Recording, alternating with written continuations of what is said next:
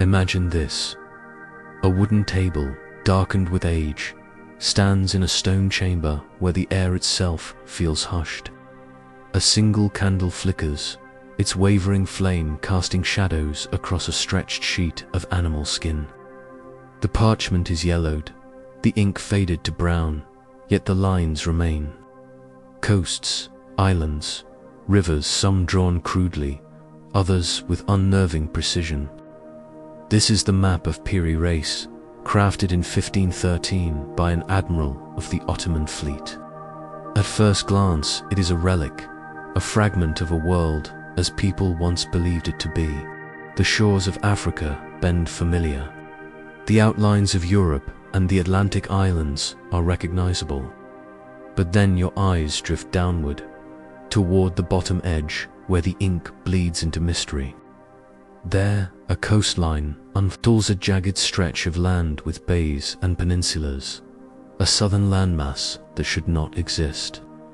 It is drawn with a precision no mapmaker of the 16th century could possibly possess.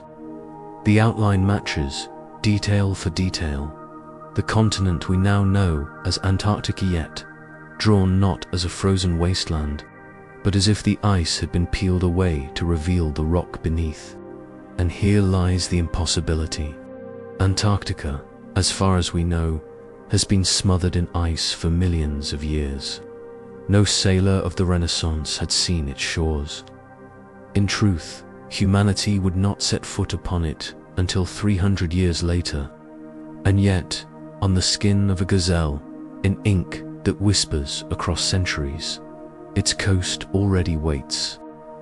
In the 20th century, radar peers through miles of ice and confirmed what should not have been beneath the frozen shell. The hidden shoreline mirrored the curves and contours that Piri Reis had inked. A peninsula here, a bay there, each feature aligning too neatly to be dismissed. It should not be possible, but the map exists. Piri Reis himself admitted he was no originator, only a collector. He claimed his chart was a patchwork of more than 20 older maps. Some, he said, were Arabic.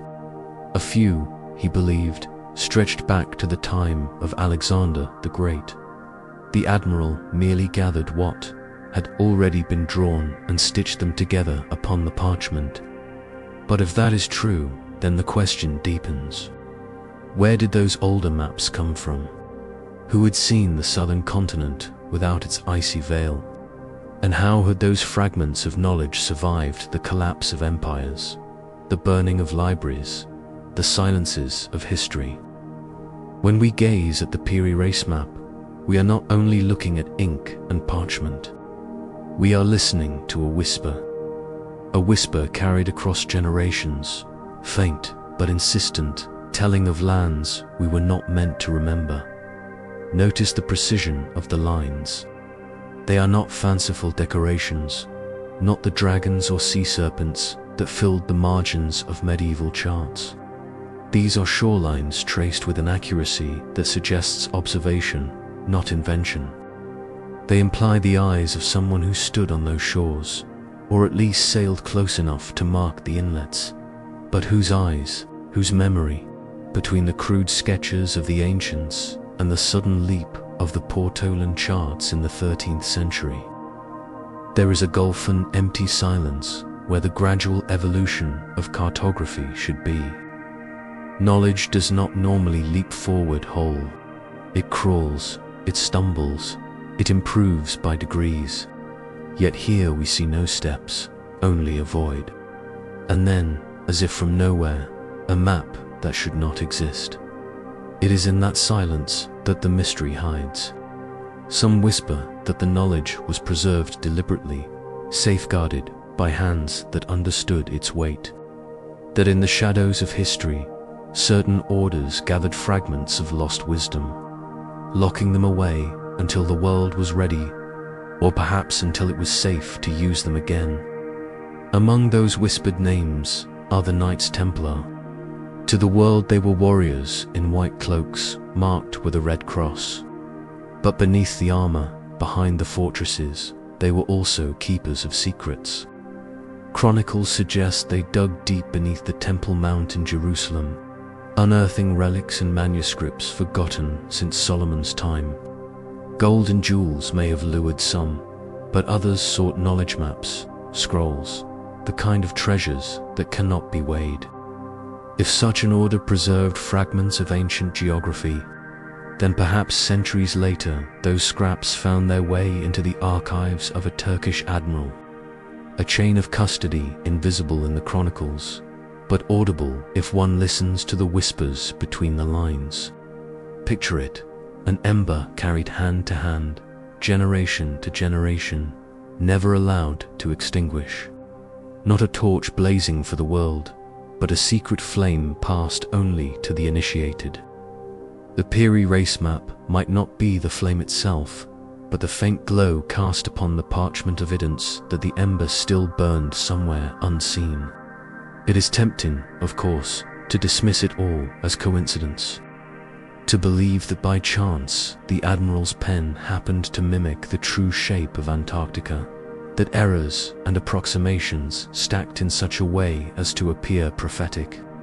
But chance seldom leaves a trail so precise, so stubborn against skepticism. It is more like footprints in the snow. You may argue the wind carved them, or the ice cracked just so.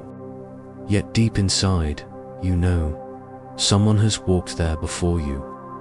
And so we return to this parchment, resting on the admiral's table 5 centuries ago. Its edges frayed, its ink faded, yet its whisper intact. A whisper that asks, what if Antarctica is not as unknown as we imagine? What if it was remembered, however faintly, and deliberately hidden until only fragments remained? When we lean close, the parchment does not answer. It never does. But in the silence, in the hush between fact and legend, we hear the echo of something larger than the map itself. A memory, a secret, a story entombed not only in ice, but in the guarded silence of those who came before. The admiral himself confessed it. Piri Reis did not invent the map that bears his name. He borrowed it no more than that he assembled it. Like a quilt stitched from tattered cloths, the chart was a mosaic of fragments, scraps of older maps copied, recopied, and passed down through hands we can no longer trace. He wrote in the margin of his parchment, "It is compiled from about 20 charts and mapi mundi, some from his contemporaries, others from Arabic navigators, and still others from what he believed to be far more ancient sources, preserved since the days of Alexander the Great." Think about that for a moment. The map we hold is not a window, but a mirror of mirrors, a reflection of reflections, distorted yet still carrying the original image. And like a broken mirror, what it reveals is even more intriguing than what it hides.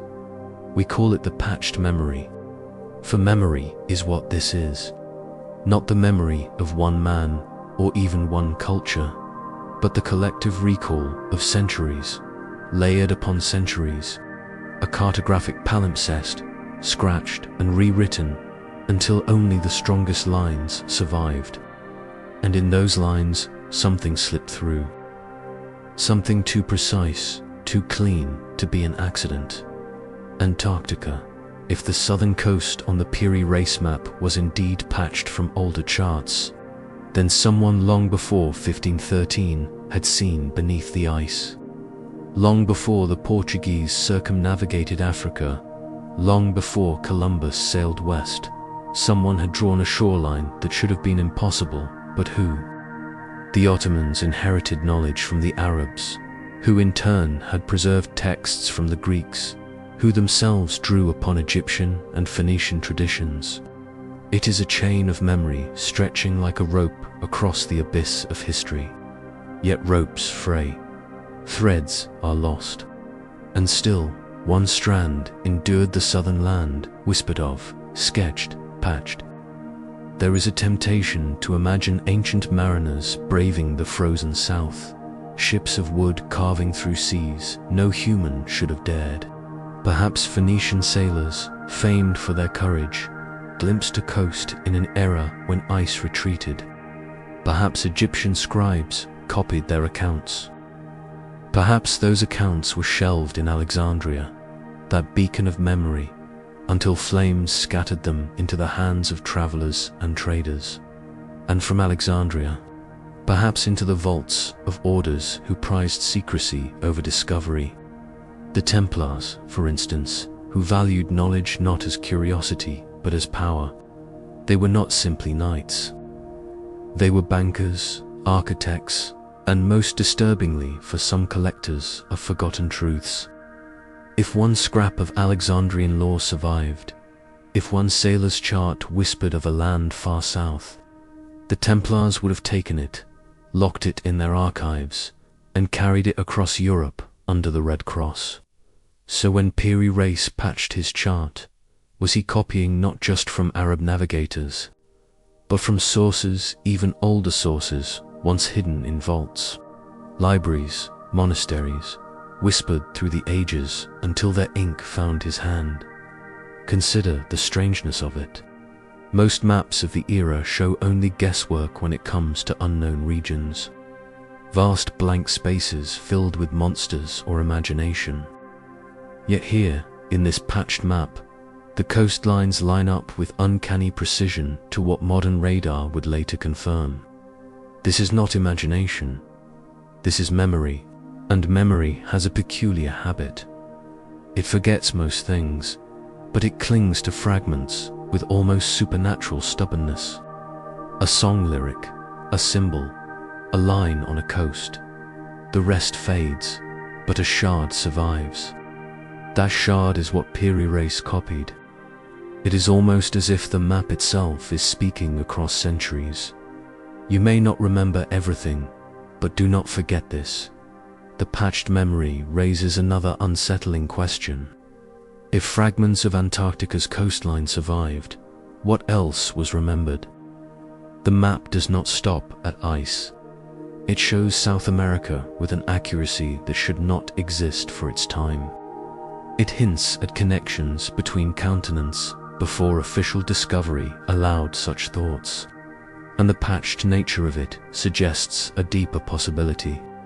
That somewhere, perhaps in a chest locked beneath a monastery floor, or in a vault no scholar may open, lies the unbroken version, the complete map from which all these patches were taken. If such a thing exists, it would not merely redraw coastlines, it would redraw history, because maps are not neutral, they are declarations. To draw a land is to claim that it exists, to claim that you know it. And if someone knew Antarctica before ice swallowed its shores, then humanity's story is older, stranger, and far more fragile than we dare admit. Some scholars scoff. They say the patched memory is nothing more than creative guesswork, an accidental resemblance. But accidents rarely repeat themselves.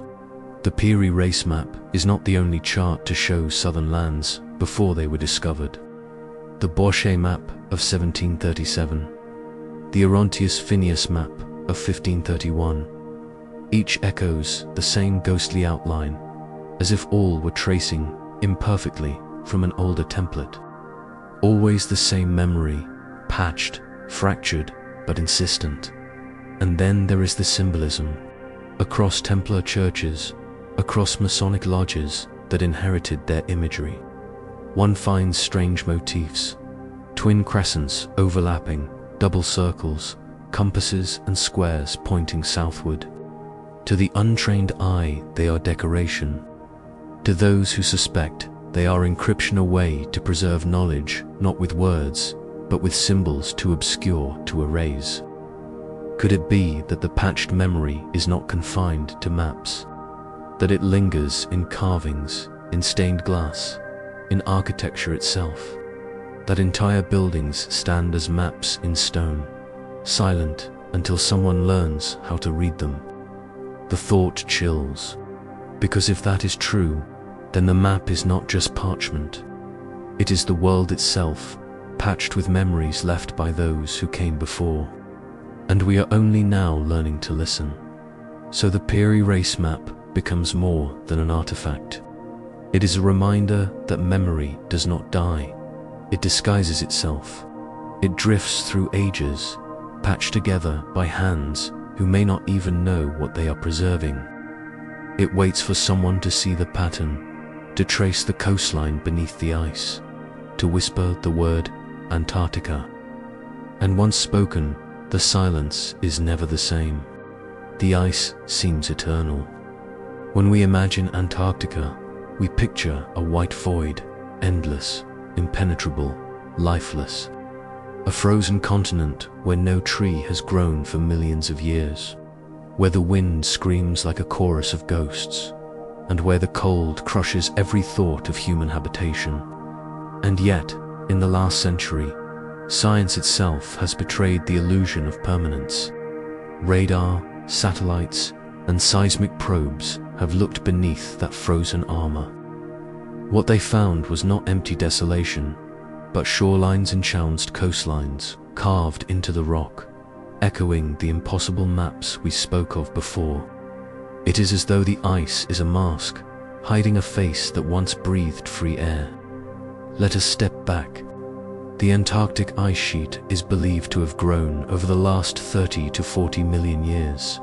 Too ancient, too deep, too unyielding for any human hand to have seen what lay beneath. But ice is not still.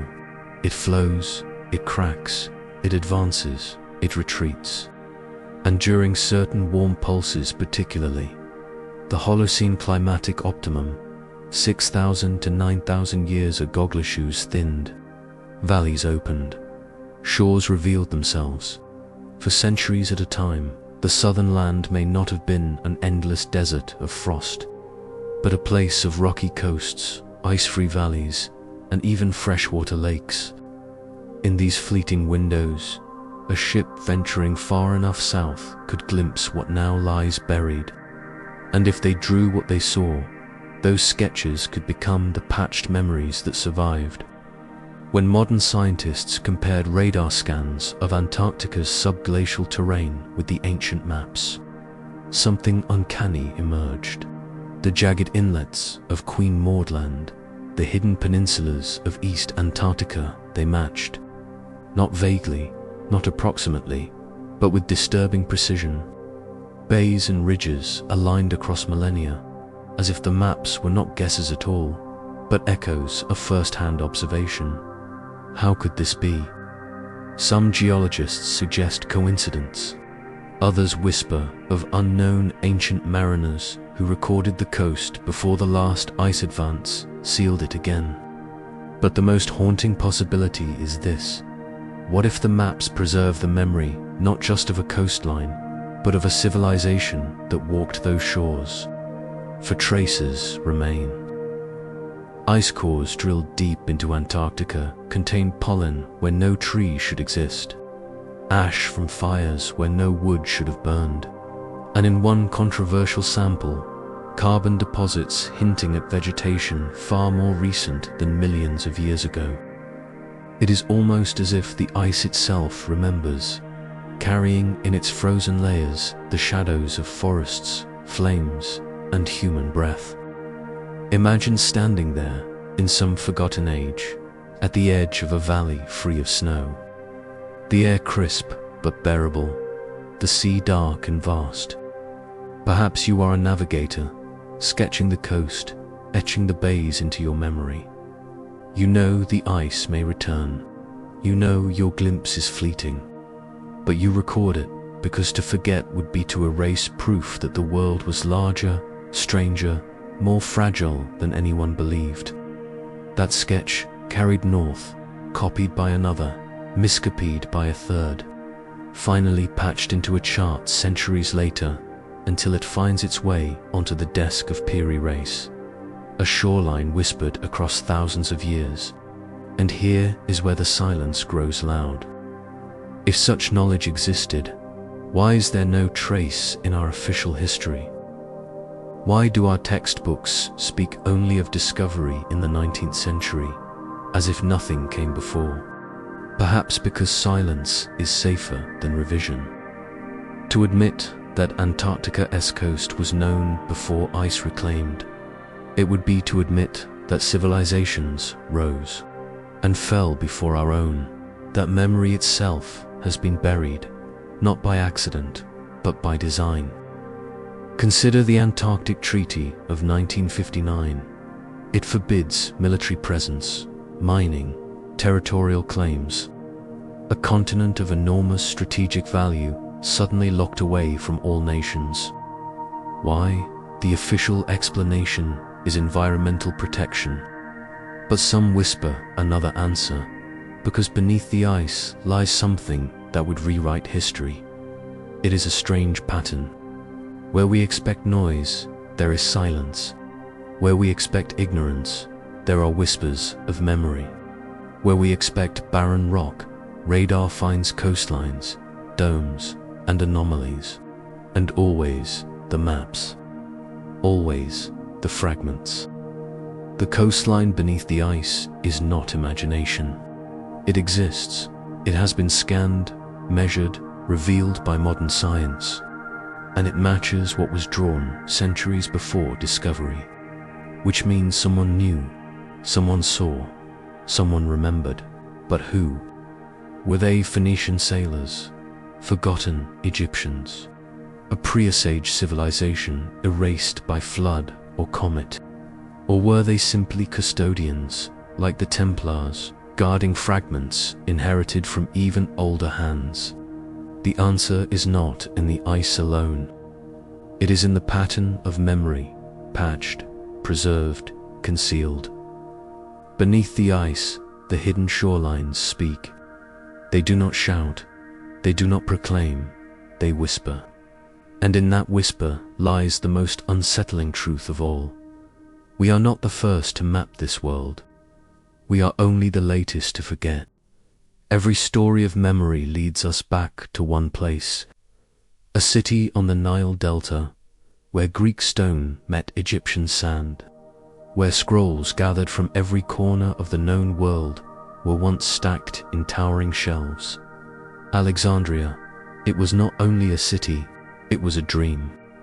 Ptolemaic kings demanded that every ship docking in its harbors surrender whatever texts it carried: logs, scrolls, charts.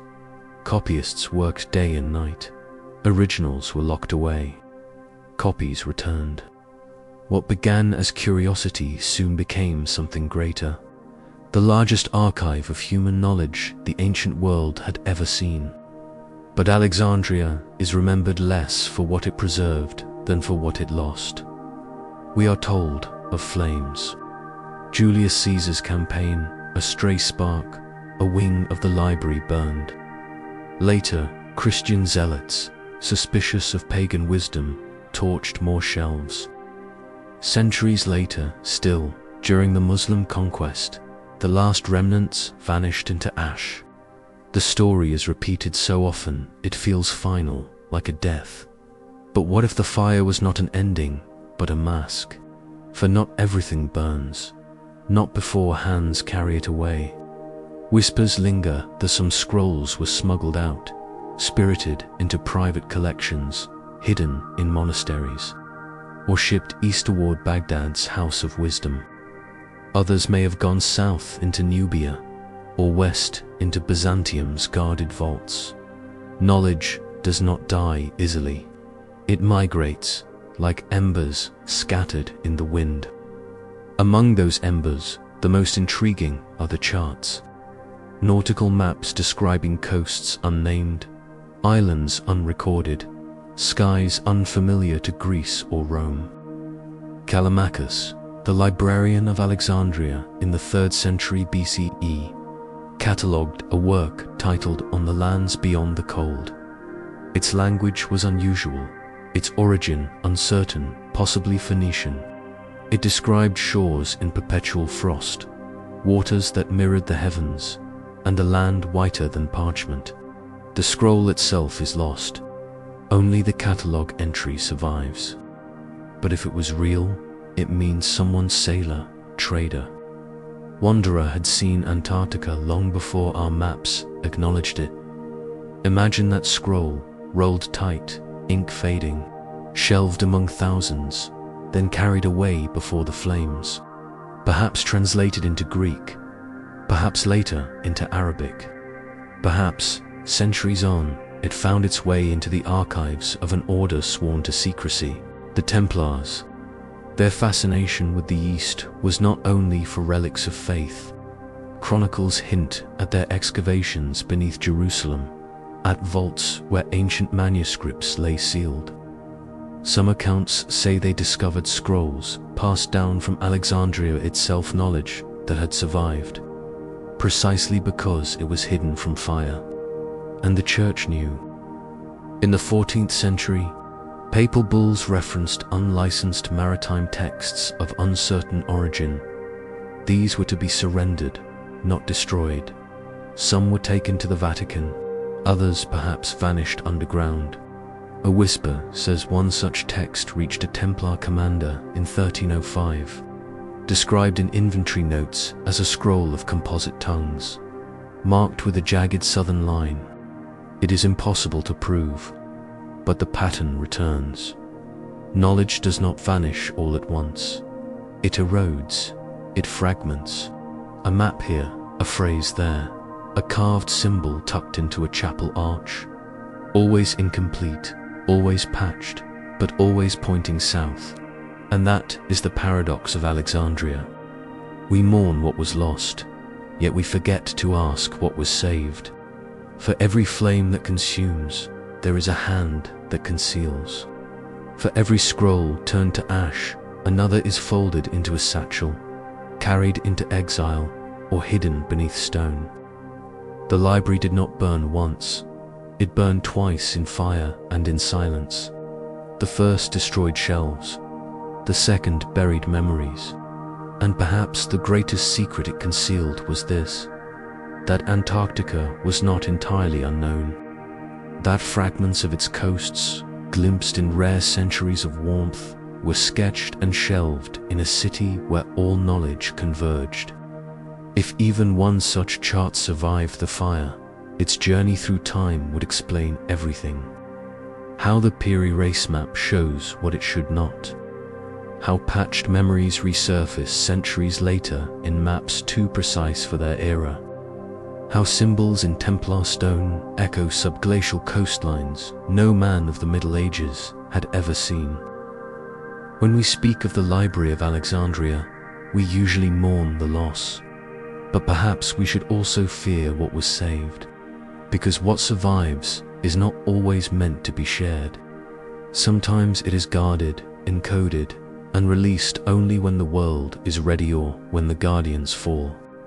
So, picture the flames, scrolls curling, ink blackening.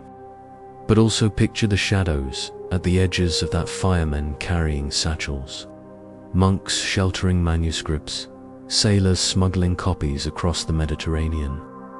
And in one of those satchels, perhaps a map, a coastline drawn in ink, patched from memories older than empires.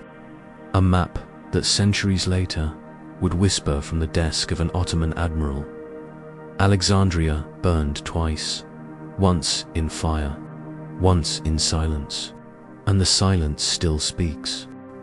When the flames of Alexandria faded into ash, the trail of memory might have ended there. But whispers tell us it did not. They tell us the knowledge was carried north, not in public libraries, but in silence. And that silence found its keepers in an order marked by the Red Cross, the Knights Templar.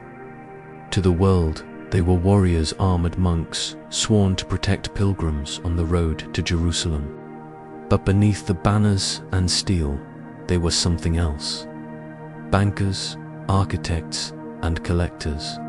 And behind the walls of their fortresses, they became custodians of secrets too fragile for kings and too dangerous for priests. Their story begins at the Temple Mount in Jerusalem. 9 knights, humble in name but audacious in action, secured permission to live above the ruins of Solomon's temple. Officially, they guarded holy ground. Unofficially, they dug. For years, their activities were cloaked in silence. Yet when they emerged, the order's fortunes changed overnight. From poverty, they leapt to wealth. From obscurity to power, feared even by monarchs. What did they find beneath those stones? Some say relics, the Ark of the Covenant, fragments of the true cross. But others whisper of manuscripts, scrolls hidden away during the fall of Jerusalem, documents copied from Alexandria, records older than Christendom itself. If even one of those scrolls contained maps of southern lands, then the Templars became more than warriors. They became keepers of forbidden geography. Their archives stretched across Europe, Paris, London, Tomar in Portugal.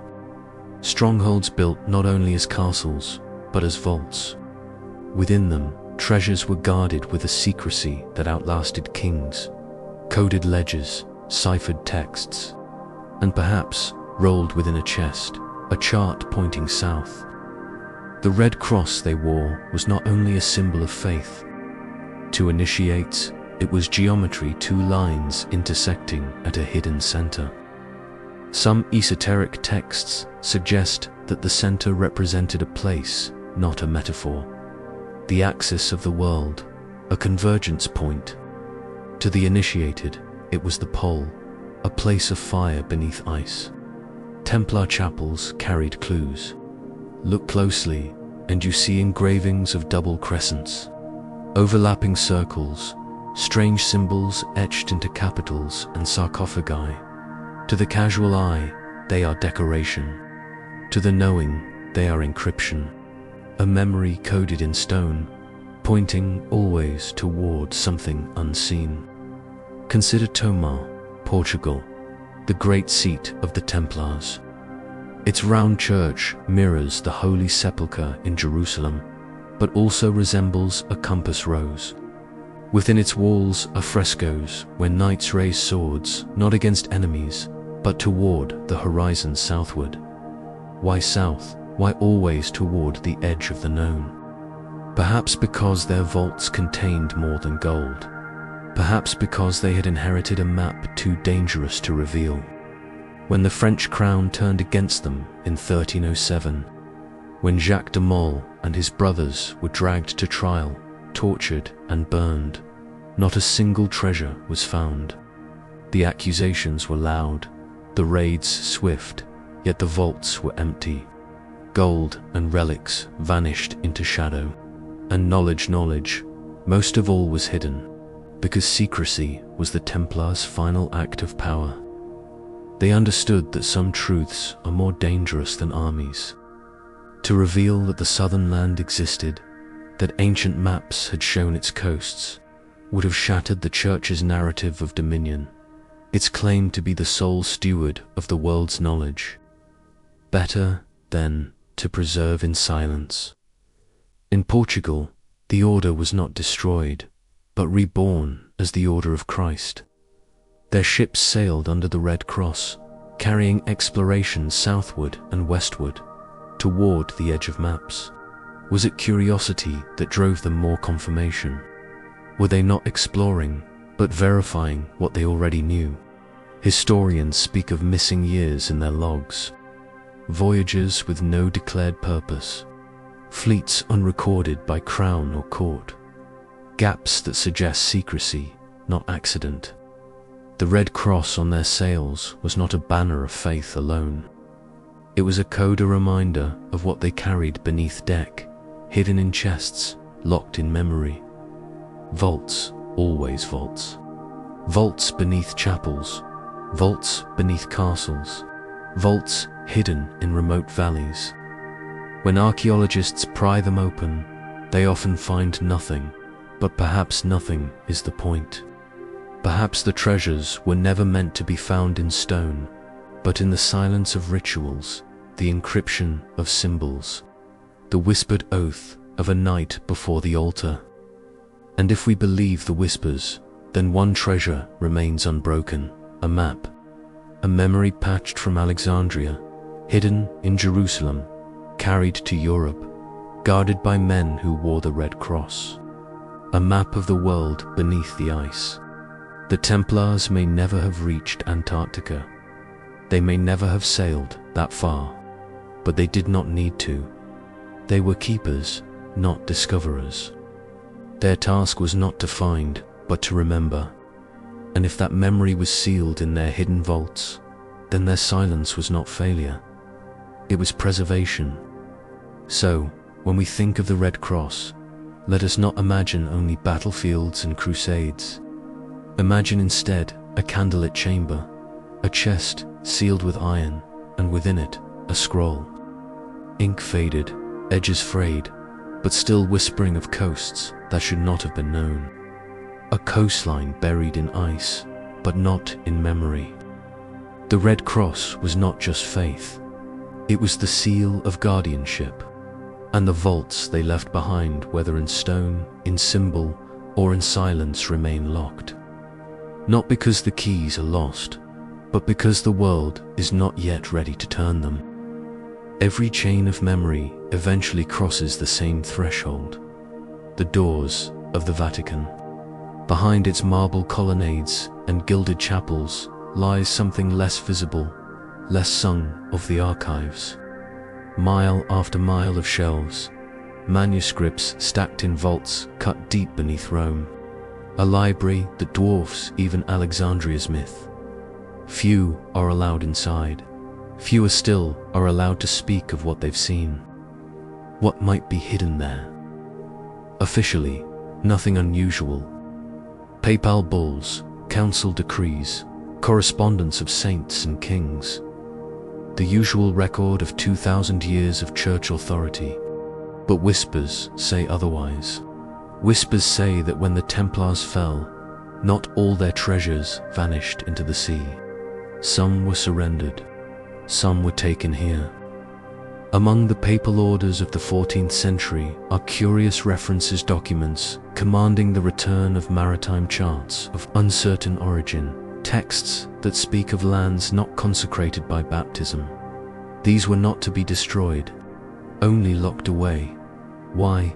If they were nonsense, they would have been discarded. But nonsense does not frighten the Church. Knowledge does. The Vatican is not a place that fears monsters on maps. It fears maps themselves, because maps are dangerous. A coastline drawn before its time undermines doctrine. A chart showing lands beyond the reach of Rome suggests that the world is older, wider, less controllable than sermons allow. And so, the safest response is silence. Imagine a room deep beneath St. Peter's. The air is dry, the light dim. A chest rests in the corner, its iron bands rusted, its lock unbroken for centuries. Inside, a scroll copied from Arabic, itself copied from Greek, itself once drawn in Alexandria. On its parchment, the jagged edge of Antarctica, not as ice but as shore. A priest might look upon it, frown, then roll it closed again. Better not to question. Better not to let the world see. Silence is safer than explanation. And so, the Vatican became not a library, but a vault of erasure. Knowledge sealed not with flame, but with neglect. What survives is hidden not because it is false, but because it is inconvenient. The silence runs deep. Consider the case of Admiral Byrd's alleged statement in 1947 that flying machines in Antarctica could travel from pole to pole in minutes. The quote surfaced in a Chilean newspaper, only to vanish. The Vatican's official paper, L'Osservatore Romano, never mentioned it. Even in the 20th century, when the world was wired with telegraphs and radios, silence could still bury a story. And the Antarctic Treaty of 1959. The Vatican was not a signatory, yet its influence lingers. Several signatories were Catholic nations, several negotiators trained in seminaries. The Church's voice was quiet, but its hand was near. A continent rich in resources declared off-limits to war, mining, or settlement protected. Yes, but also sealed. The same logic, as the archives. Silence disguised as stewardship. If we pull the thread backward, the pattern emerges more clearly. In the 15th century, Portugal's Order of Christ, descended from the Templars, launched voyages south under sails marked with the Red Cross. Some of their logs disappeared. Others mention coasts that did not exist on public maps. And curiously, several papal bulls during this era forbade the use of certain nautical texts, not destroyed, forbidden, as though the Vatican feared not exploration itself, but what exploration might confirm, and perhaps it already knew. One obscure inventory from Avignon in 1305 mentions a scroll of composite tongues, gifted to a Templar commander, describing lands beneath the Southern Crown, a phrase likely referring to the constellation Corona Australis. The scroll is gone. The note remains, and the Vatican has never spoken of it. That silence is telling, for silence is never empty. It is a shield. Picture again the frescoes of Templar chapels, crescents overlapping, knights pointing southward, cryptic inscriptions etched into sarcophagi, symbols that look meaningless until compared with radar images of Antarctica's hidden coast. To the Church, these were not symbols of piety. They were symbols of rebellion. They represented knowledge outside papal control. And so the Templars were crushed, their vaults confiscated, their maps absorbed into the Vatican's ever-expanding silence. And yet, not all was lost. Fragments slipped away. A chart patched into Piri Reis's map, a drawing folded into Buache's chart, a symbol carved into Roslin Chapel. The Vatican could not control every whisper. It could only control its own voice. And so, it chose silence. But silence is not absence. It is presence disguised. The archives remain, the scrolls remain, and the knowledge waits patient as ice, hidden beneath marble floors. Perhaps one day, a document will surface, a chart in faded ink, a marginal note in Latin, a sketch of a jagged coastline with no name. Perhaps it will confirm what the maps have always suggested, that Antarctica was known long before discovery, remembered through Alexandria, guarded by the Templars, and silenced by Rome. Until then, we have only fragments, only whispers, only the heavy silence of the Vatican, a silence that guards more than faith. Because if Antarctica was known, then the world is not as young as we are told, and silence is the oldest confession of all. A map is never just a map. It is a declaration, a statement that says, this land exists. Someone has seen it. Someone has remembered it. And yet, scattered across centuries, there appear maps that should not exist at all. They are called anomalies, curiosities, yet they linger, stubborn, like ghosts that refuse to fade. Consider the chart of Orontius Phineus, drawn in 1531. On its parchment lies a southern continent, jagged yet oddly precise. Bays curve where bays truly are. Peninsulas jut where peninsulas hide beneath ice. And most tellingly, the rivers. Phineus sketched waterways flowing inland, suggesting not frozen wastelands, but valleys open and green. But in 1531, no European had glimpsed Antarctica. The very idea of such a continent was theory, myth, speculation. How then did Orontius Phineus draw it so closely to truth? Some say he extrapolated from other maps, guessing at a southern balance to the known northern lands. But guesswork rarely aligns with radar scans centuries later. Guesswork does not sketch rivers where rivers actually run beneath glaciers, hidden from all eyes until satellites revealed them. It is as though Orontius was not guessing at all, but tracing from a memory older than his own hand. he was not alone. In 1737, French geographer Philippe Buache published a map of Antarctica unlike any before it. His chart depicted the continent not as a single frozen mass, but as two distinct land masses separated by a central sea. At the time, such a division seemed absurd, and yet modern surveys confirm it. Beneath the ice, Antarctica is indeed split by a vast subglacial rift. How could Buache have known? He claimed his work was based on older sources, but what sources? None were named. None survive. And yet his map echoes the same hidden truth as Phineas, as Piri Reis, as the fragments patched together centuries before. It is as though all these cartographers were not inventors, but custodians of impossible inheritance. To us, they are anomalies. To them, perhaps they were echoes. They did not know how their maps could be accurate. They only knew that older hands had drawn them, and that those older hands had seen something. This is the haunting pattern of cartographers of the impossible. They appear suddenly, sketching coasts no one should know. They fade into obscurity, their works dismissed as curiosities. And yet, modern science later confirms their outlines.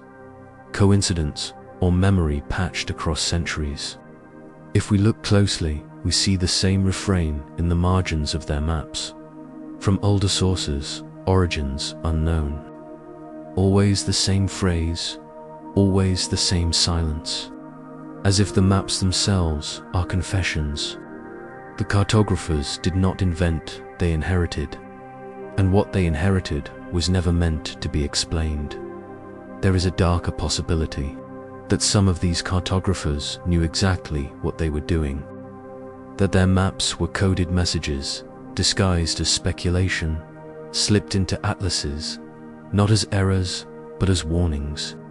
Because maps, after all, can be encryption. To the untrained eye, a coastline is just a line. To the initiated, it may be a symbol, a ridge, a bay, a peninsula. These can form ciphers as surely as letters. Templar symbols carved into churches echo double crescents and central seas. Masonic diagrams whisper of Glacius Ultima, the final ice, and Buache's two continents, divided by water, resemble not just Antarctica's geology, but ancient Templar sigils showing overlapping circles, a world split yet united. Could it be that these maps were not mistakes, but continuations of a lineage? Fragments of Alexandrian scrolls, hidden in Templar vaults, resurfacing centuries later in the hands of men who could not admit their sources. And if so, what else did they inherit that we have not yet seen? The silence of the Vatican preserved the scrolls, the secrecy of the Templars preserved the symbols, and the cartographers of the impossible preserved the fragments in ink.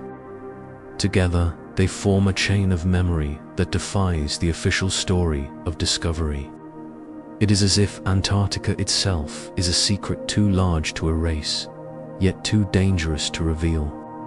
A land that insists on being remembered, slipping through fire, vaults, and silence to reappear on parchment again and again. And perhaps that is why so many of these maps disappeared. Phineas's chart was almost forgotten, rediscovered centuries later in an archive. Buache's map was dismissed as fantasy, buried beneath ridicule. Even Piri Reis's chart survived only as a fragment, the rest lost. Loss is the pattern, silence is the pattern, but fragments remain, and fragments are enough. Because when fragments align, when coastlines match, when rivers beneath ice mirror rivers in Inkthar, impossible becomes undeniable. The cartographers of the impossible did not invent Antarctica, they remembered it, and in their ink lies the unsettling truth that someone before them, someone lost to time, had already known. And so we ask again, who mapped the world before the ice? The cartographers leave no answer, only lines, only whispers, but sometimes a whisper is enough to shake the silence. Maps fade, ink dissolves, parchment crumbles, but stone endures. And so, if knowledge was too fragile for paper, too dangerous for libraries, perhaps it was written into something harder to erase, something that would outlast kings, inquisitions, and even fire. Stone. Across Europe, in chapels built by the Knights Templar, in cathedrals touched by their successors, and later in lodges of the Freemasons, we find symbols that seem ornamental until we look closer. Take the double crescent, carved into pillars, etched into stained glass. It is often explained as religious imagery, moons of devotion, a motif of rebirth. But when overlaid with satellite scans of Antarctica, the shape mirrors something uncanny. Two landmasses separated by a central sea. Buache's 1737 map showed the same. Modern radar confirms it. A coincidence or a memory preserved in stone? Consider also the compass rose, a familiar motif in Templar churches. At first glance, it is merely a symbol of navigation. But the lines often converge not at the east, the traditional sacred direction, but at the south. Why south? Why point worshippers toward the frozen unknown? Unless the compass itself was less a symbol of direction than a riddle, a whisper of what they remembered but could not speak. Roslin Chapel in Scotland, long shrouded in myth, hides carvings that defy easy explanation. Among its arches are stone cubes etched with geometric patterns. Some scholars argue these patterns encode music. Others see celestial diagrams. But one cube bears a carving that resembles a dome surrounded by curling shapes waves, or perhaps ice. Above it, symbols of snowflakes, long dismissed as decorative. But what if it is a memory? A map in stone of a land sealed beneath frost. In Tomar, Portugal, the great stronghold of the Templars, the round church echoes Jerusalem's holy sepulchre. Yet hidden in its frescoes are knights pointing not eastward to the holy city, but southward, their swords angled like compasses. Along the walls, fragments of inscriptions speak of terror, subglacial land beneath ice. Words no pilgrim would notice, but initiates might understand. Symbols recur, circles intersecting, triangles pointing downward, spirals etched into margins of tombs. To most, they are geometry. To the initiated, they may be encryption, because the Templars were not only warriors, they were mathematicians. They believed in sacred geometry, the idea that number and shape could veil secrets invisible to the untrained eye, and stone was their canvas. A fresco can be whitewashed, a scroll can be burned, but a symbol carved into a sarcophagus remains. A column etched with crescents cannot be erased without tearing down the church itself. By hiding maps in stone, they ensured survival, not for the masses, but for those who knew how to read. The Freemasons inherited this obsession. In their lodges, checkerboard floors symbolize duality: black and white, ice and stone. Globes stand in corners, not always drawn as earth is known, but as earth might have been. Manuscripts from Scottish Rite lodges describe a polar vault, a temple beneath the ice where light is hidden. One ritual even instructs initiates to guard the south, an orientation that makes no sense for European builders unless south meant something more, something forbidden. And scattered across these lodges are diagrams, triangles within circles, intersecting arcs, cryptic Latin inscriptions. Some speak of glacius ultima, the final ice. Others whisper of templum, subglacium, the temple beneath. Always the same imagery, always the same refrain. It is as though the stone itself is a map. But why hide knowledge in architecture? Because architecture endures. While kings fell and manuscripts burned, cathedrals remained. While inquisitors censored texts, no one thought to censor a column's curve, or a stained glass motif, or the angle of a chapel's nave. In these details, the whispers survived. Picture a mason at work. He carves a spiral into the capital of a column. To a visitor, it is decoration. To him, it is memory. He has been told that the spiral echoes a land far to the south, where ice hides a circle of warmth. He does not know the full story, but he knows enough to carve the mark. A century later, another mason sees it, and he too understands. The chain remains unbroken. Even the Red Cross itself may hide geometry, for arms pointing outward, intersecting at a hidden center. To the faithful, it was a symbol of Christ. To the initiated, it may have been a compass, its center not in Jerusalem, but at the Axis Mundi, the mythic center of the world Antarctica, the pole where heaven and earth converge. And so, the stones whisper. They whisper not in words, but in shapes. Not in sentences, but in symbols. The ice may bury shorelines. The church may silence scrolls. But stone cannot lie. It carries memory in secret, waiting for eyes willing to see. And when modern satellites finally revealed Antarctica's hidden coasts, its domes and rift valleys, the echoes in stone suddenly seemed less like art, more like memory. The crescents, the compasses, the domes, they were not inventions. They were encryptions of something known long ago. Knowledge can be silenced, but symbols endure. And beneath the ice, the stone remembers. Ice is supposed to preserve silence. It seals, it buries, it erases the warmth of life. In Antarctica, nothing should burn. And yet, in the deepest cores of ice cylinders drilled from miles beneath the frozen plateau, there are traces of something impossible. Fire, not volcanic ash carried by the wind, not the fine dust of distant eruptions, but soot. Microscopic black particles, rich in carbon, clustered in narrow strata. In some layers, the soot is too pure, too localized, to be explained by volcanoes. It carries the chemical fingerprint, not of basalt, but of burned vegetation, which should not exist in Antarctica.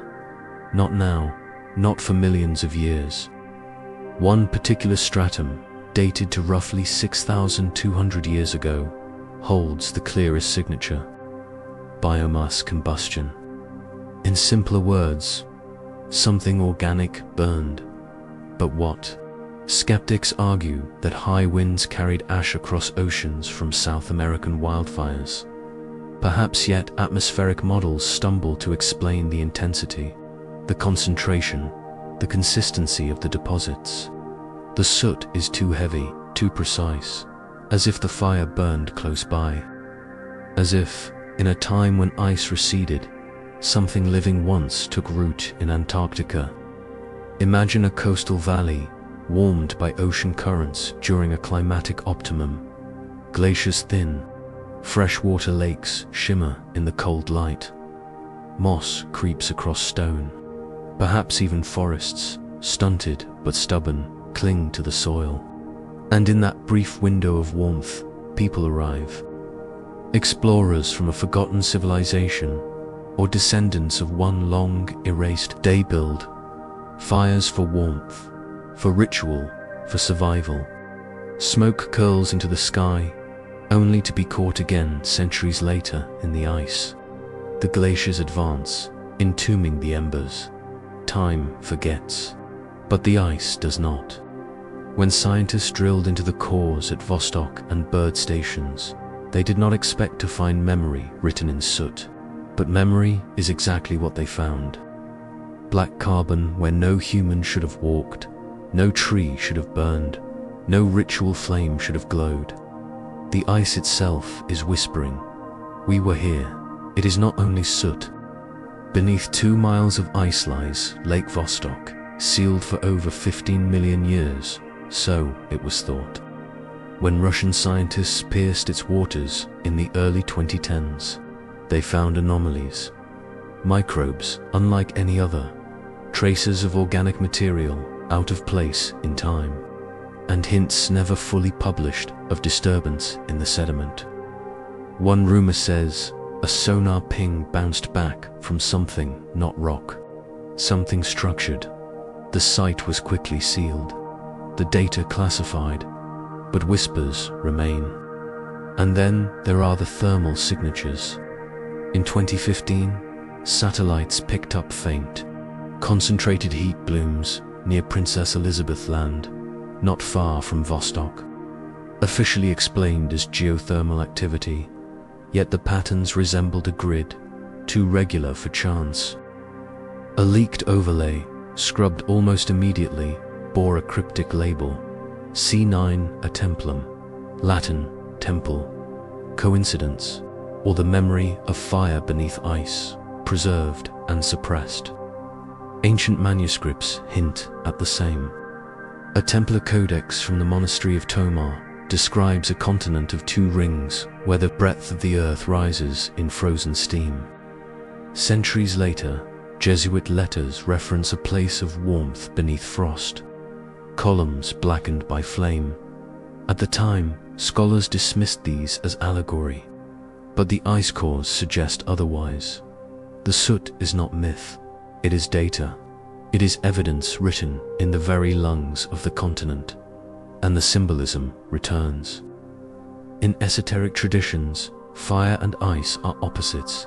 Fire destroys, ice preserves. But when fire burns within ice, something more profound occurs. It is the signature of Presenza lantern flickering before the long dark. If people once walked those valleys, even briefly, the soot is their handprint. A mark left not in stone or ink, but in the frozen breath of the earth itself. And perhaps that is why silence surrounds it, because soot does not lie. It cannot be erased by PayPal bulls or lost in libraries. It is elemental, undeniable, inconvenient, and inconvenient truths are often buried. For what would it mean if Antarctica was not always barren? If, 6,000 or 7,000 years ago, someone lit fires there? It would mean that our timeline is fragile, that civilizations have risen and fallen in ways we cannot admit, that the Templars, the Freemasons, the Jesuits, Sol, the secret custodians, were not protecting fantasy, but guarding fragments of a reality too disruptive for the world to accept. So the ice cores were drilled, the soot was catalogued, and then silence, reports sealed, teams recalled, the narrative of barren eternity maintained. But the ice remembers. It carries every breath, every ash, every flame. And within those frozen cylinders lies the most forbidden whisper of all. Antarctica burned. And if it burned once, perhaps it lived once. A compass never listened till it reaches Antarctica. Sailors have long known the strangeness of the pole. Needles twitch without warning, bearings drift. Aircraft stray miles off course only to correct themselves as though tugged by unseen hands. The explanation offered is simple enough. Earth's magnetic field is unstable at the poles, and yet some disturbances are not random. They are localized, focused, almost deliberate. The most haunting lies beneath Wilkes Land in East Antarctica. In 2006, NASA satellites measuring gravity anomalies detected something staggering. A depression nearly 300 miles wide and over half a mile deep.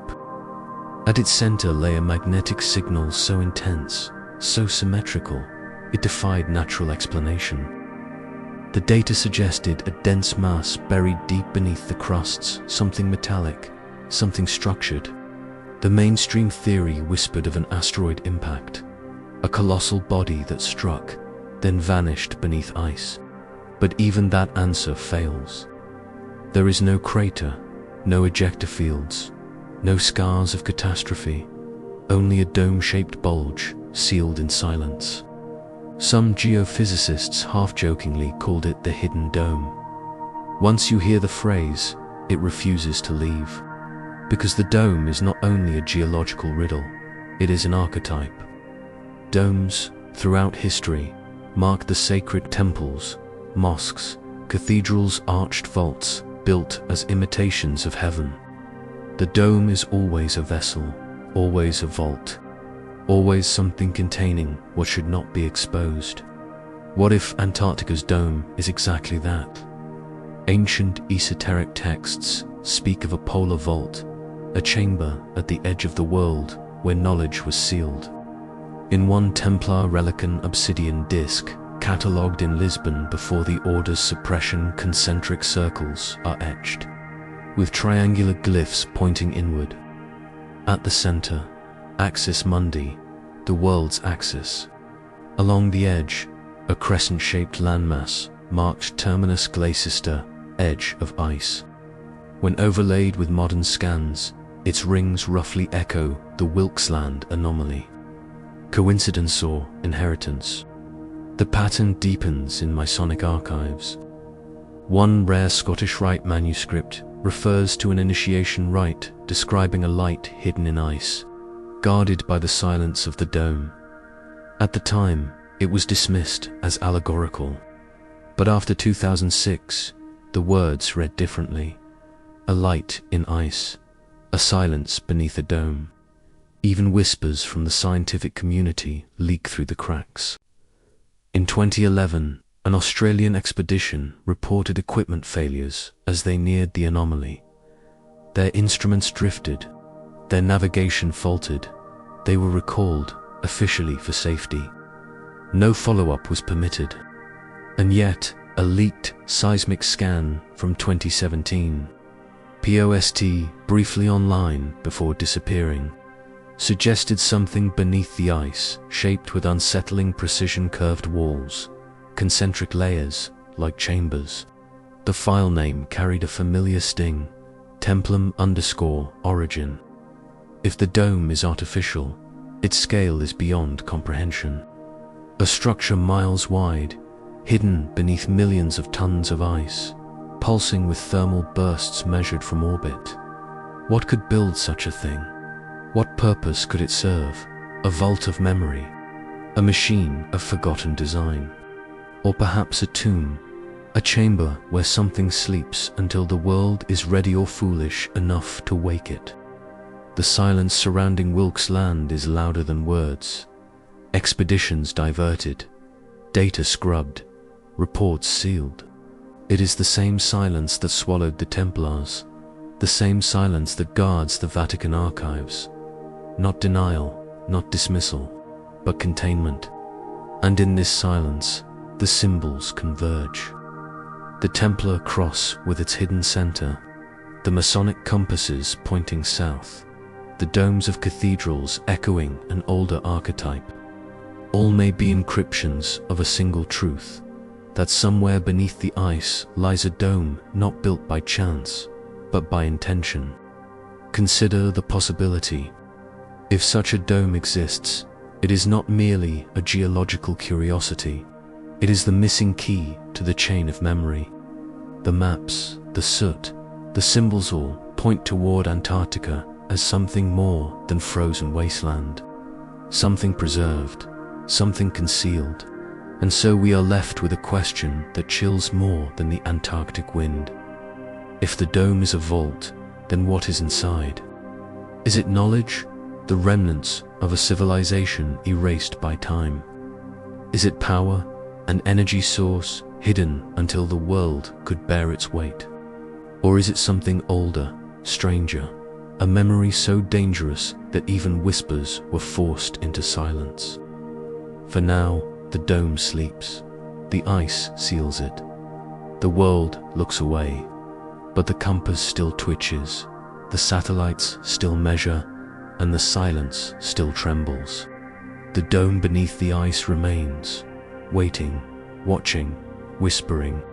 Not every voyage is remembered. Some slip through cracks in the archives, reduced to marginal notes, half-furious journals, or whispers in sailors' taverns. These are not the grand discoveries celebrated in textbooks. They are the forgotten voyages, expeditions that strayed too far south, saw too much, and returned with stories no one wished to hear. The official tale says Antarctica was first sighted in 1820, a frozen wall glimpsed by seal hunters and naval explorers. But scattered fragments suggest otherwise. In 1773, Captain James Cook crossed the Antarctic Circle, the first man to do so. Publicly, he dismissed the South as worthless, writing, "No habitable land could possibly exist amid such desolation." And yet, a private journal allegedly kept by a midshipman aboard HMS Resolution tells another story. It describes an ice cliff, smooth as marble, and behind it, formations too symmetrical to be nature's accident. That journal later vanished from the Admiralty's archive in 1882. Was it imagination, or a memory quickly buried? Before Cook, there was Jean-Baptiste Bouvet de Lozier. In 1739, he claimed to sight land south of the Atlantic, naming it Cape Circumcision. When later navigators returned, they found nothing. The coordinates pointed to empty sea. Today, only Bouvet Island remains, far from where he reported his landfall. Did he see a mirage, or something that later maps chose to erase? There are more threads. A Swedish expedition in 1784 logged columns of steam rising from fissures in the ice and stones carved with angular markings. Yet the report was filed not with maritime archives, but hidden in a shipping manifest, rediscovered only by accident centuries later in Gothenburg. Why would a sighting of carved stone be catalogued as cargo unless someone wanted it forgotten? Again and again, the pattern emerges. Voyages south, reports of strange sights, and then silence.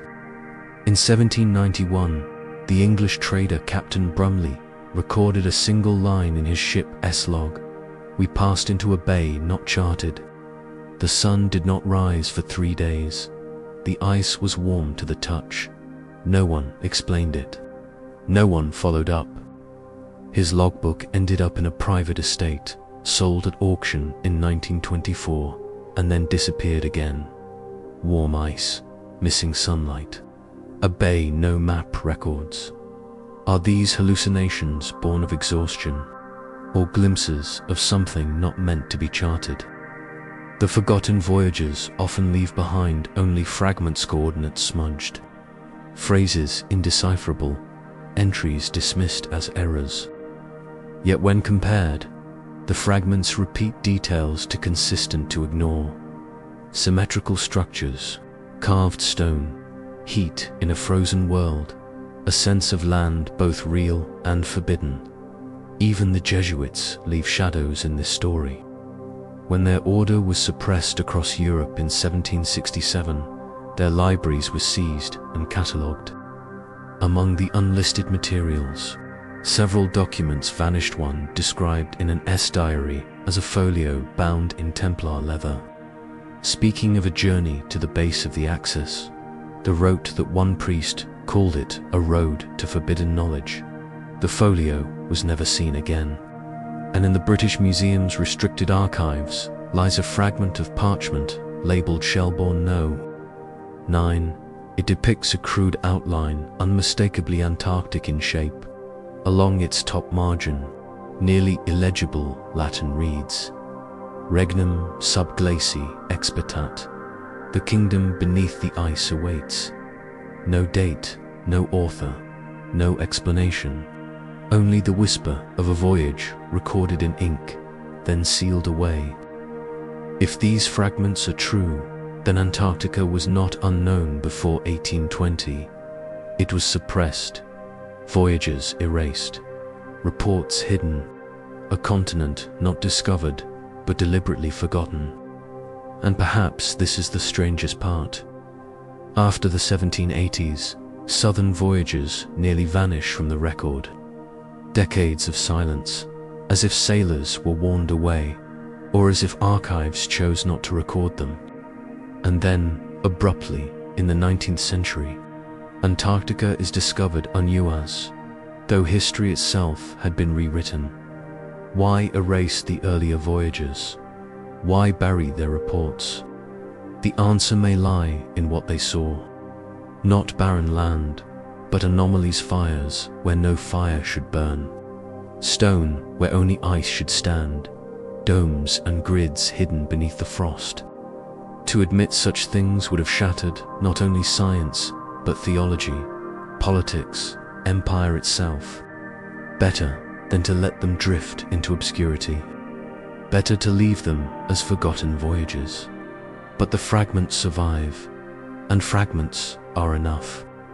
Enough to suggest that centuries before its official discovery, Antarctica had already been glimpsed, already been known, and already been locked in silence. The ice hides more than land. It hides memory.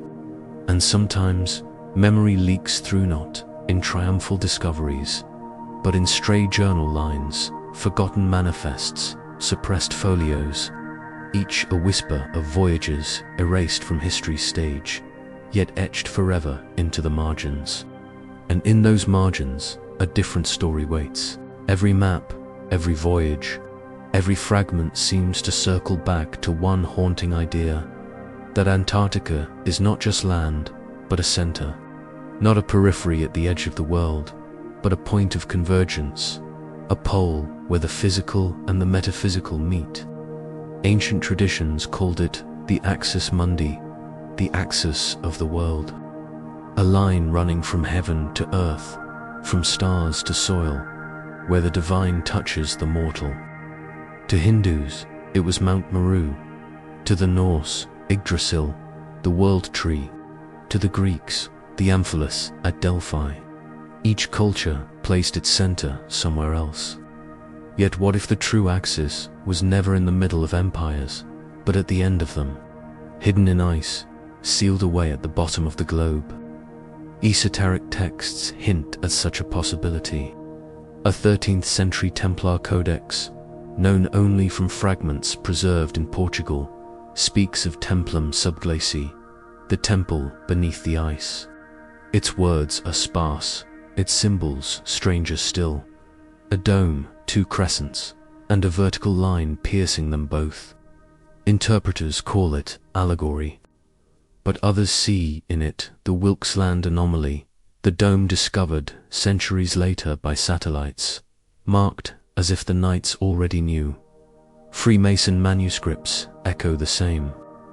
In the Scottish Rite, an obscure degree speaks of guarding the South Gate, a paradox for European Masons, since South was never sacred in their geography. But the ritual instructs initiates to imagine themselves standing at the world's axis, guarding a temple hidden where no light reaches. The oath binds them not to reveal the fire that sleeps in frost. Over centuries, scholars puzzled at these phrases. A temple beneath ice, a gate in the south, fire in frost.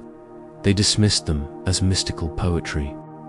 But when the ice cores revealed soot, when the radar revealed rivers, when satellites revealed domes, the poetry began to sound like memory.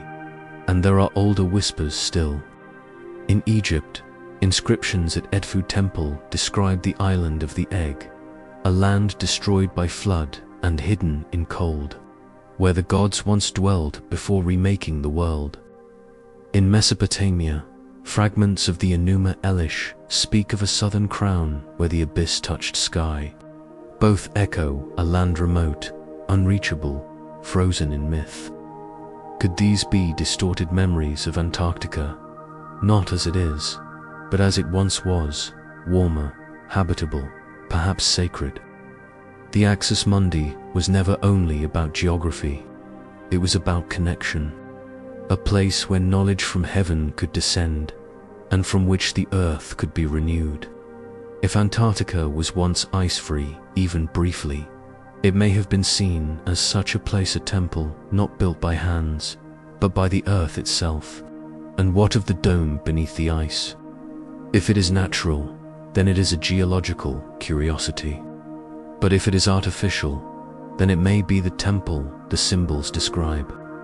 A vault not of worship, but of preservation. A chamber where something was sealed, guarded by frost until the world was ready or unready to find it. The Templars hinted at such a mission. Their very name tied them to the Temple Mount in Jerusalem, but perhaps their true temple was not in the east, but in the south.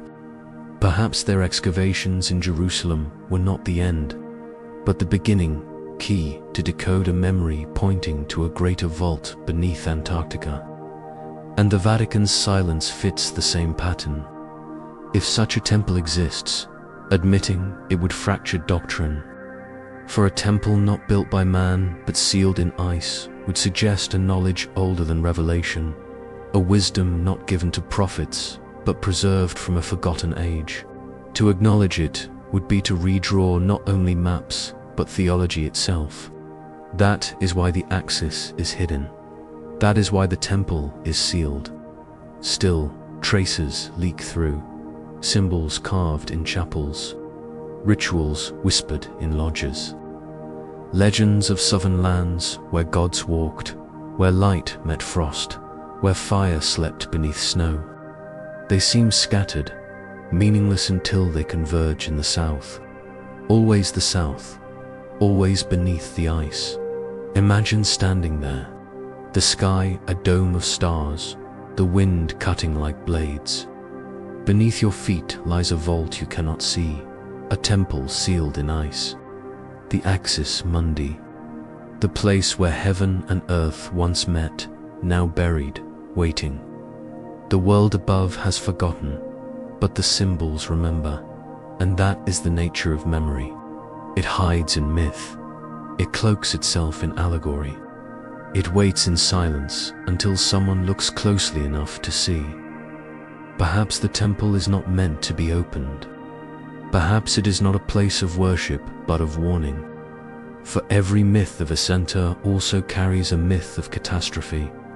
Mount Meru destroyed by demons, Yggdrasil shaken by Ragnarok, the island of the egg drowned by flood.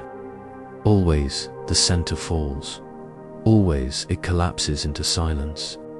And perhaps Antarctica is no different.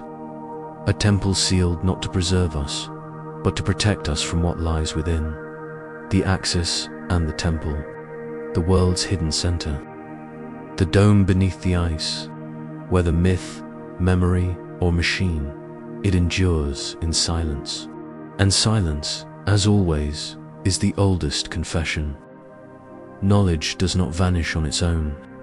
It is erased, piece by piece, until absence feels natural, until silence masquerades as ignorance. Antarctica's story may be the most carefully erased of all. The record shows it plainly. Early maps bristling with southern coastlines, then sudden blankness. Explorers reporting strange landfalls, then journals missing or burned.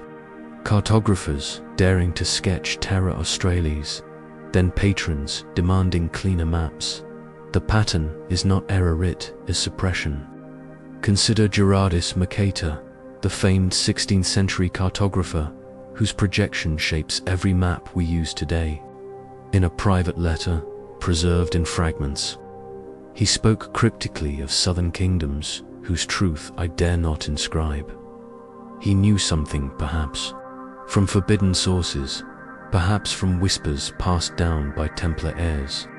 Yet his published works show only oceans, empty and safe, silence in ink. Centuries later, in the 18th century, Captain Cook crossed the Antarctic Circle. His official logs dismiss the southern seas as barren and useless, but an unpublished midshipman's diary, found in an estate sale, described sheer cliffs of ice as smooth as marble, and structures too symmetrical for nature's hand. That diary soon vanished from archives. Suppression again. Why? The reasons may be both mundane and monumental. Nations suppress for power. Religions suppress for order. Secret orders suppress for preservation. Antarctica threatens all three.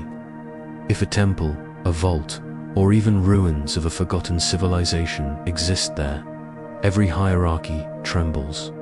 History would fracture. Faith would reel. Empires would lose their monopoly on discovery. Better, then, to bury the truth beneath official silence. The Vatican's archives tell the same story.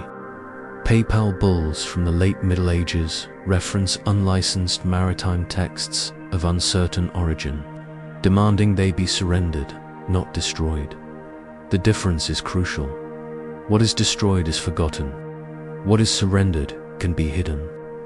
A chart locked in a vault is as good as erased for those without the key.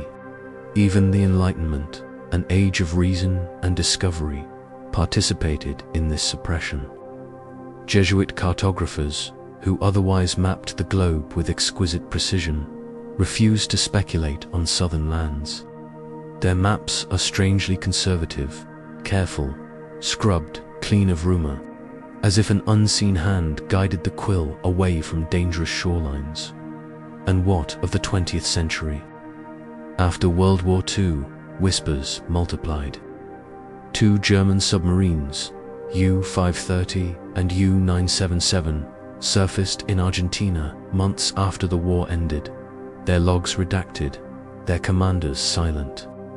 Rumors spread of Base 211, a hidden Nazi stronghold beneath Antarctic ice, powered by geothermal heat, filled with advanced laboratories. No proof has ever surfaced, and yet, curiously, no thorough search was ever permitted either. Silence where noise should have been. Then came Operation Highjump in 1946, officially a US Navy expedition to test equipment in polar conditions. In reality, a full military task force, ships, aircraft, thousands of men. Weeks later, the fleet withdrew abruptly. Survivors spoke in hushed tones of strange lights, equipment failures, even resistance. Admiral Byrd himself was quoted in a Chilean newspaper, warning of flying machines capable of traveling pole to pole in minutes. The article was buried. The quote denied. And Operation Highjump became one more silence folded into history. Why such secrecy? Because Antarctica is governed differently from any other continent. The Antarctic Treaty of 1959 forbids military installations, mining, territorial claims on the most resourced land on Earth. An international pact sworn by enemies in the Cold War, agreeing not to touch it. Think about that. The one place on the planet where no empire dares claim ownership. Why? Perhaps because they all know something worth burying lies beneath. The suppression isn't only political, it's scientific. Satellite images of Antarctica are notoriously inconsistent. Regions blurred, files missing, thermal scans withheld. A British intelligence memo from 1959, leaked decades later, referenced anomalous heat sources near Queen Maud Land. No follow-up was allowed. The area declared environmentally protected. Environmentalism as cover for silence. Even modern expeditions encounter suppression. In 2011, an Australian team reported navigational failures as they approached the Wilkes Land anomaly. A magnetic signal so intense it suggests a massive metallic object buried beneath the crust. They were recalled for safety. Their data remains classified. A whistleblower later claimed seismic scans revealed a dome-shaped void layered-like architecture, not geology. Her career was destroyed, her name erased. Silence as punishment. And yet, fragments persist. A leaked satellite overlay labeled Cernoviate, Latin for temple. A Masonic manuscript warning that the southern lands must remain veiled until the wise are ready. A Jesuit parchment noting the road to forbidden knowledge lies beneath the axis. Too scattered to prove, too consistent to dismiss. Suppression always leaves shadows. Gaps in archives, missing maps, erased names. But absence is itself evidence.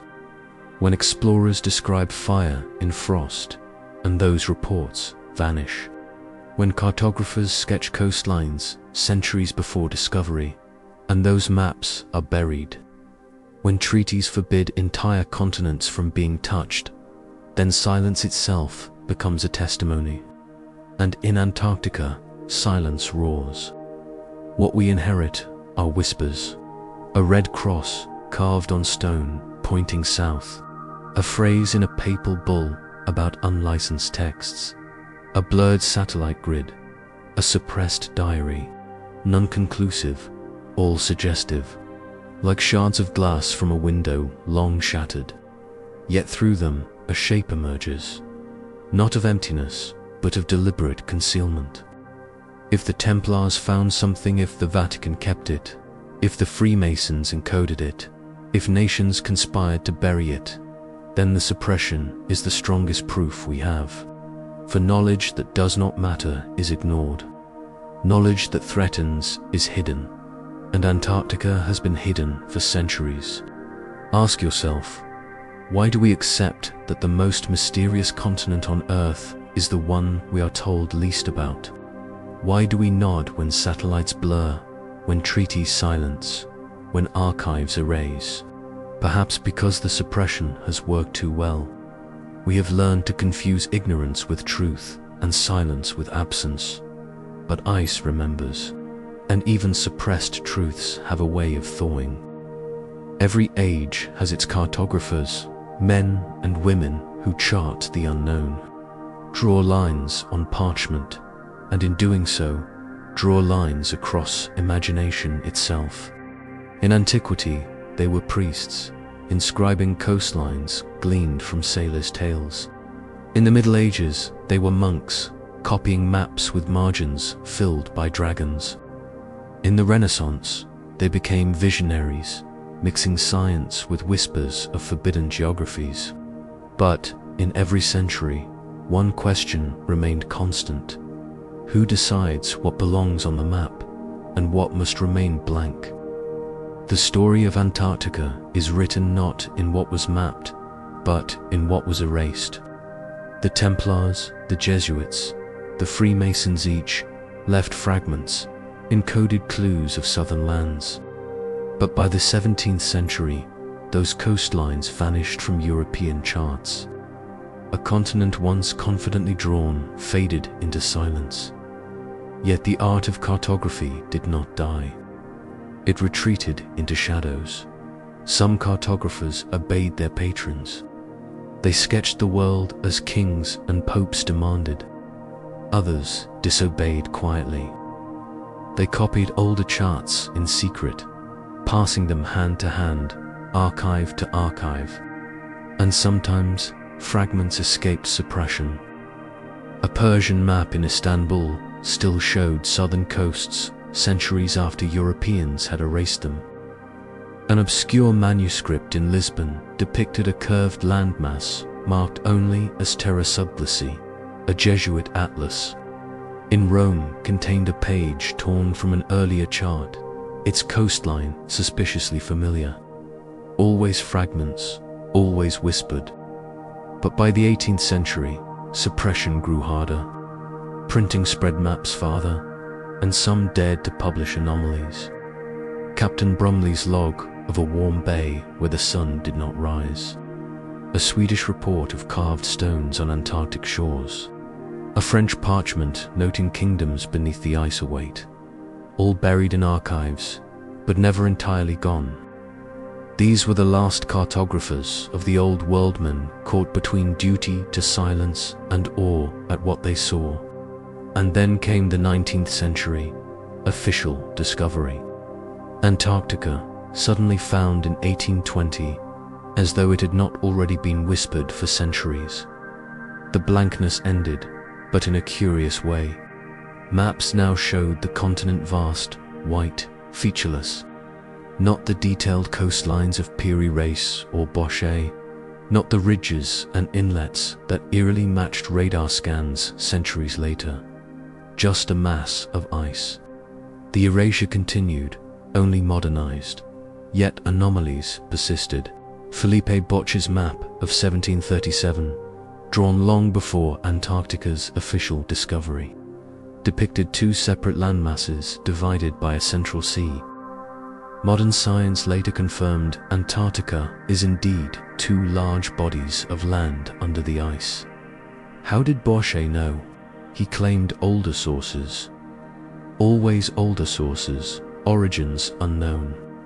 He was one of the last cartographers who dared to hint at forbidden knowledge. And so we reach the modern era. Satellites orbit the Earth. Radar penetrates ice. Computers stitch coastlines. And yet, even now, anomalies appear. Leaked images showing grid-like thermal signatures. Seismic scans suggesting domes and chambers. Files labeled Templar origin, quickly removed, swiftly denied. Today's cartographers are no longer monks or explorers. They are technicians, scientists, satellite engineers, and like their predecessors, they too face pressure to erase. But whispers escape. A NASA analyst speaks off record of heat blooms shaped like rings. A Russian scientist hints at microbial life in Lake Vostok out of place in time. A European surveyor admits entire scans of Wilkesland are sealed. These are not errors, they are silences enforced at the highest levels. Which means that in our age, the last cartographers may not be the ones drawing maps at all. They may be the ones keeping them blank. And yet, some persist. Independent researchers overlay ancient maps with modern scans, finding eerie alignments.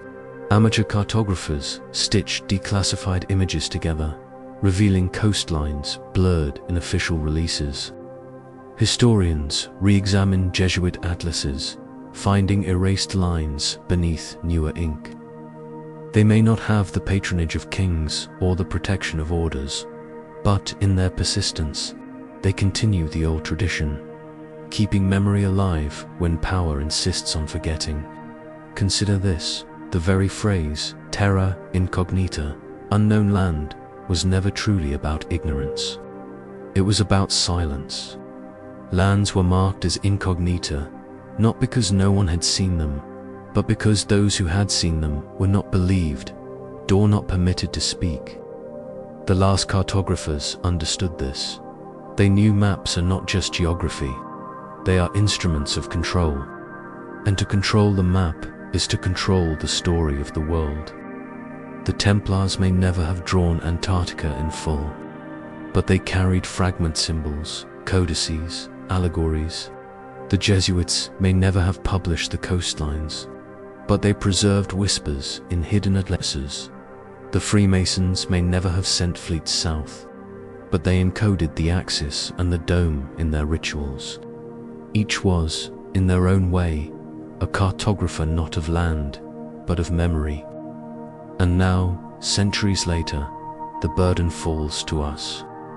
We who trace these fragments, who compare old coastlines with new scans, who notice when files vanish, who ask why silence is louder than revelation. We are, perhaps, the true last cartographers not because we draw new maps, but because we try to read the erased ones.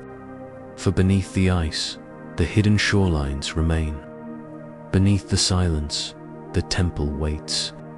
Beneath suppression, memory whispers.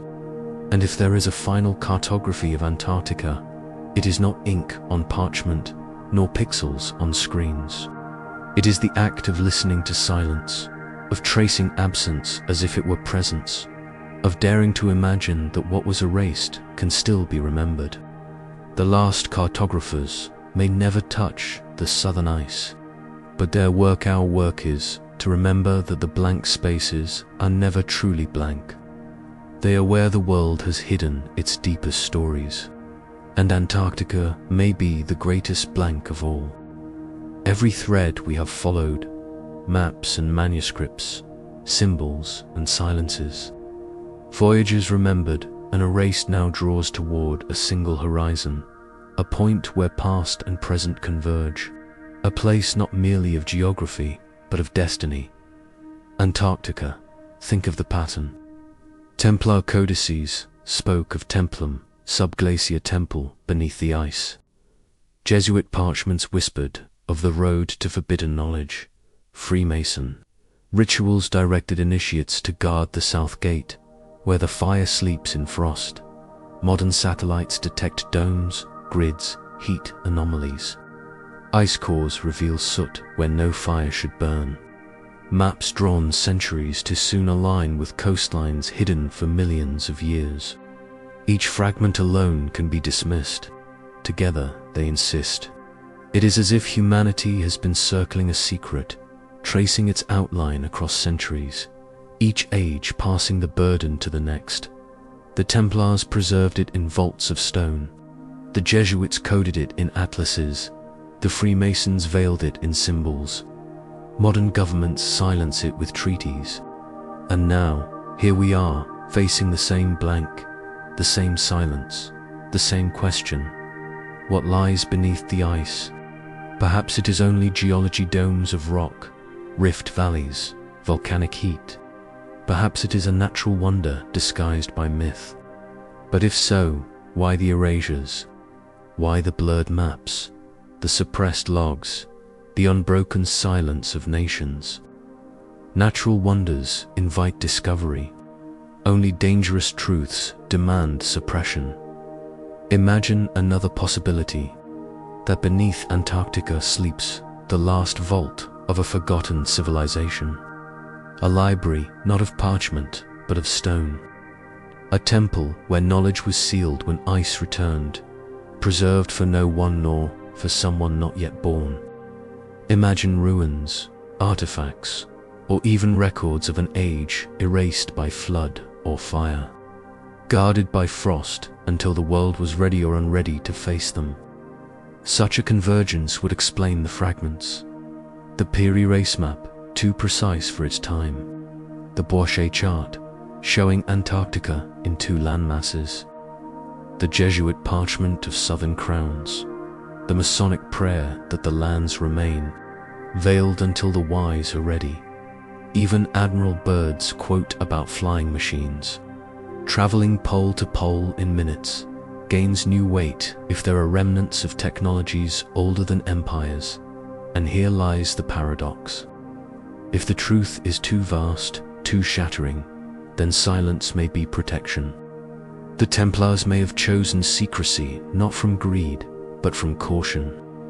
The Vatican may have buried scrolls not to hoard them, but to guard humanity from truths it could not yet endure. Nations may suppress findings not from malice, but from fear. Because what if the temple beneath the ice does not only preserve knowledge? What if it preserves warnings? Floods, fires, ice, civilizations rise, civilizations fall. Every myth speaks of cycles. What if Antarctica is not just memory, but prophecy? A record of what was, and a mirror of what may be. The convergence is not only of past fragments, it is of past and future, converging in one frozen silence. And so we stand at the threshold. The final convergence is not an expedition, not a discovery, not a map. It is a recognition that silence is not ignorance, that suppression is not absence, that beneath Antarctica, whether in stone, in ice, or in myth, something has always waited. It may be a temple, it may be a vault, it may be nothing more than the human hunger for mystery projected onto a continent of white. But even that hunger is part of the convergence. For the blank space at the bottom of the map is not just physical, it is psychological. It is the place we project the secrets we are not ready to face. And yet, ice does not lie. It cracks, it shifts, it buries, but it remembers. Each layer, a year, each core, a frozen library. Soot, pollen, ash, whispers.